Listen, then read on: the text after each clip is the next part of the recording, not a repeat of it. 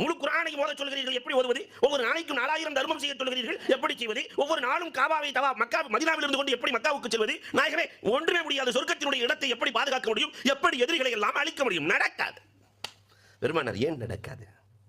உறங்குவதற்கு முன்னால் 3 முறை குல் ஹுவல்லாஹுவை ஓதிக்கொள், முழு குர்ஆனையும் ஓதிய நன்மை கிடைத்து விடும். இல்லையே, 3 முறை பெட்ரூமில் எழுதி வச்சுக்கோங்க. இதை போன உடனே எல்லாரும் பார்த்து இதை செய்யக்கூடிய வளமை வந்துவிட வேண்டும்.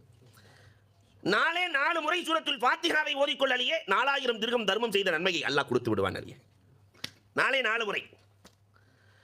4வது கலிமாவை 10 முறை ஓதிக்கொள்ளலையே, 4வது கலிமாவை 10 முறை ஓதிக்கொள்ளலையே, லா இலாஹ இல்லல்லாஹு வஹ்தஹு லா ஷரீக லஹ் லஹுல் முல்கு வ லஹுல் ஹம்த் பியதிஹில் கைர் வ ஹுவ அலா குல்லி ஷைஇன் கதீர். இன்னொரு ரிவாயத்தில் யுஹ்யி வ யுமீத்து பியதிஹில் கைர் வ ஹுவ அலா குல்லி ஷைஇன் கதீர். 10 முறை ஓதிக்கொள்.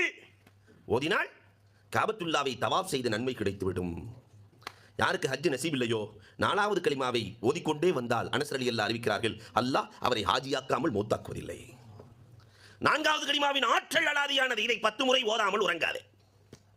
அடியே, உறங்குவதற்கு முன்னால் லா ஹவ்ல வலா குவத்த இல்லா பில்லாஹ் என்பதை ஓதிக்கொள். அதை 10 முறை நீ ஓதினால் சொர்க்கத்தில் உன் இடம் பாதுகாக்கப்படும் என்றார்கள்.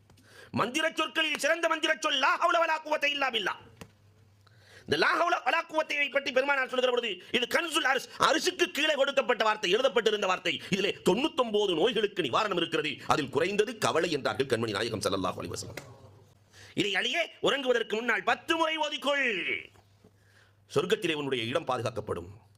உலகத்தில் எதிரிகளிலேயே பெரிய எதிரி இப்லீஸ். உறங்குவதற்கு முன்னால் அஸ்தாஃபிருல்லாஹ் வ அதூபு இலைஹி என்று தௌபா செய்து கொள்.